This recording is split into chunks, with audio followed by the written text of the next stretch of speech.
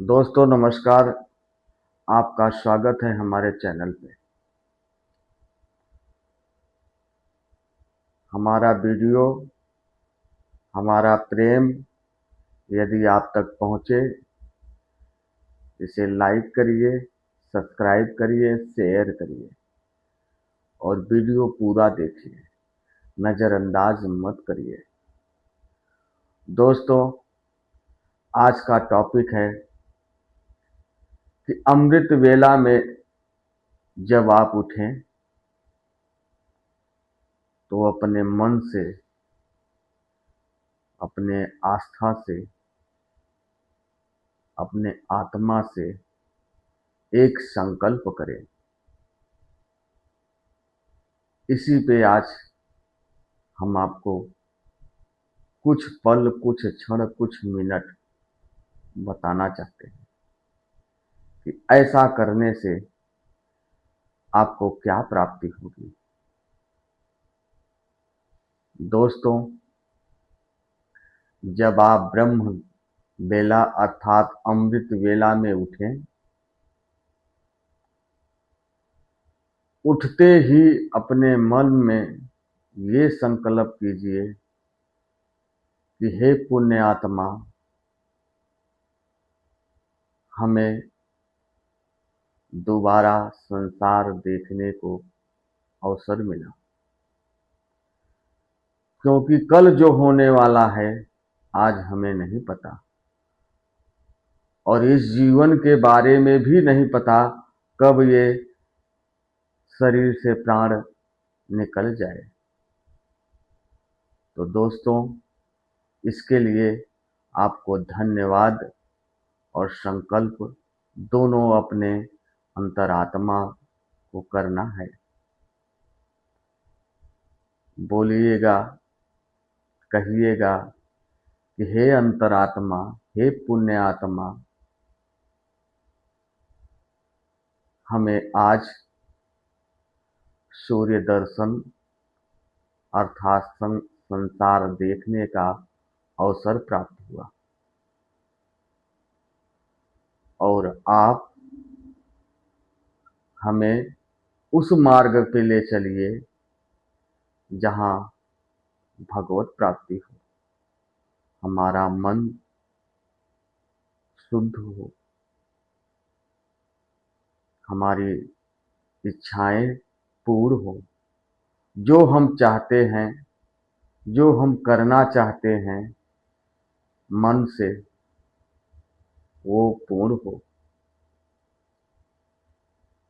अर्थात सत्य के मार्ग पे चलकर भगवत प्राप्ति हो। ऐसा संकल्प करके और ओम नमः शिवाय का जाप करें, फिर धरती माता को प्रणाम करें और फिर आप बिस्तर से जमीन पे पैर रखें, धरती पे पैर रखें। फिर उसके बाद स्नान करिए और सूर्य देव को जल दीजिए, ओम सूर्याय नमः जाप करिए। ये अमृत वेला अर्थात ब्रह्म मुहूर्त की बात है। यदि आप ऐसा करेंगे तो आपका आत्मा जो शरीर के अंदर है, ये शरीर रूपी मंदिर में जो विराजमान है, वो अंतरात्मा धीरे धीरे करके स्वच्छ हो जाएगी, निर्मल हो जाएगी और आपके माइंड में अर्थात दिमाग में, ब्रेन में सही राह, सही मार्ग दिखाने में सहायता होगा और सहायता करेगी। तो दोस्तों, आप सुबह अमृत बेला अर्थात ब्रह्म मुहूर्त में उठकर अमृत पान करिए, क्योंकि उस समय ब्रह्म मुहूर्त में ईश्वर धरती पे भ्रमण करते हैं, उस समय अमृत का वर्षा होता है। यदि आप ब्रह्म मुहूर्त में उठकर ईश्वर का आराधना करेंगे, सूर्य निकलते ही सूर्य की किरणें आप पर पड़ेंगी, तो समझ लीजिए कि आप का जीवन सफल हो गया। आप हर कार्य, हर क्षेत्र में सफलता प्राप्त करेंगे। ऐसा विचार मन में करके प्रतिदिन आप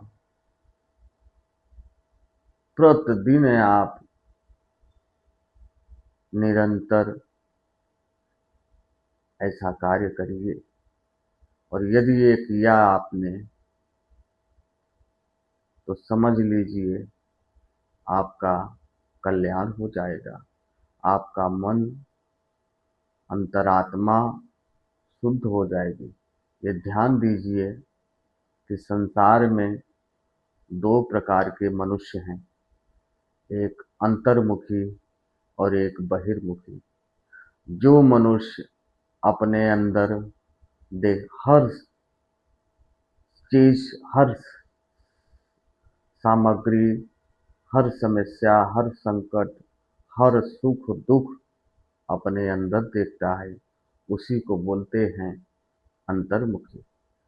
और बहिर्मुखी वो इंसान है जो बाहर के आडंबरों में विश्वास करता है और उसी बाहर के आडंबरों में खुश रहता है और प्रयास करता है पाने के लिए।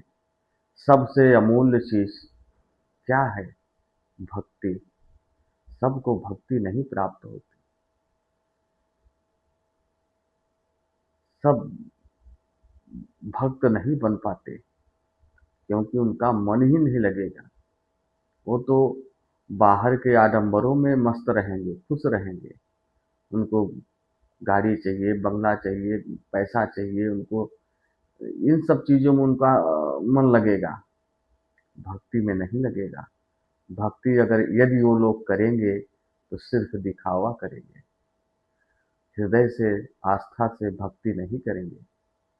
भक्ति वही करेंगे जो अंतर से करेंगे, हृदय से करेंगे, आस्था से करेंगे, उसी को भक्ति बोला जाता है। मन से करेंगे। ये शरीर जो है नश्वर है, आत्मा अमर है। ये शरीर नष्ट हो जाता है परंतु आत्मा अमर रहती है। इस आत्मा को कोई आग जला नहीं सकता, कोई शस्त्र काट नहीं सकता। ये अमर है क्योंकि ये परमात्मा का स्वरूप है। हमारा मन आत्मा को या तो परमात्मा बना दे या तो राक्षस बना दे, दुष्ट बना दे। हम जो विचार करेंगे, जो अपने दिमाग से, अपने ज्ञान से सोचेंगे, वही हमारा मन करेगा, वही हमारा मन करेगा। मतलब अर्थात जैसा हम सोचेंगे वैसा ही हमारा मन करेगा।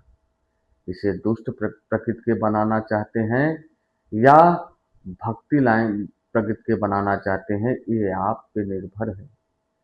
ये आपके ऊपर डिपेंड है कि आप किस योग्य हैं, क्या करना चाहते हैं, क्या ईश्वर में आस्था रखना चाहते हैं या ईश्वर को मानते ही नहीं हैं। ये सब कुछ आप पे डिपेंड है। दोस्तों, मेरे बात को गौर करिएगा, नज़रअंदाज ना करिएगा और ध्यान दीजिएगा कि केवल एक ही मार्ग है भगवान को प्राप्ति, अर्थात भगवत प्राप्ति का, सिर्फ भक्ति।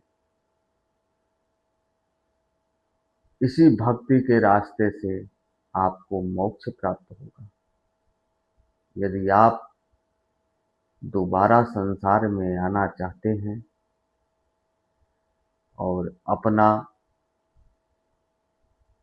नाम प्रसिद्ध करना चाहते हैं, सिद्ध करना चाहते हैं, तो आप केवल भक्ति ही एक रास्ता है आपके लिए, और इसी में आस्था लगाइए और इसी अपना कार्य करिए जो कर रहे हो। परंतु भक्ति भी एक कार्य है, एक आस्था है, इसे भी करिए। इसे करने से आप प्रगति की ओर जाएंगे, भगवान आपके साथ रहेंगे, उनका आशीर्वाद मिलेगा, आपका अंतरात्मा स्वच्छ हो जाएगा, निर्मल हो जाएगा। जो भी कुछ मैल आपके आत्मा में होगी वो सब साफ हो जाएगा। जैसे कपड़ा गंदा हो जाता है तो हम सर्फ से साफ कर देते हैं, फिर वो नया का समान हो जाता है। उसी तरह हमारा ये मन होता है, मन को साफ करेंगे तो स्वच्छ हो जाएगा। दोस्तों, यदि हमारा वीडियो आप तक पहुँचे, इसे लाइक करिए, सब्सक्राइब करिए, शेयर करिए। ये हमारा प्रेम आप तक पहुँचे। जय माता दी।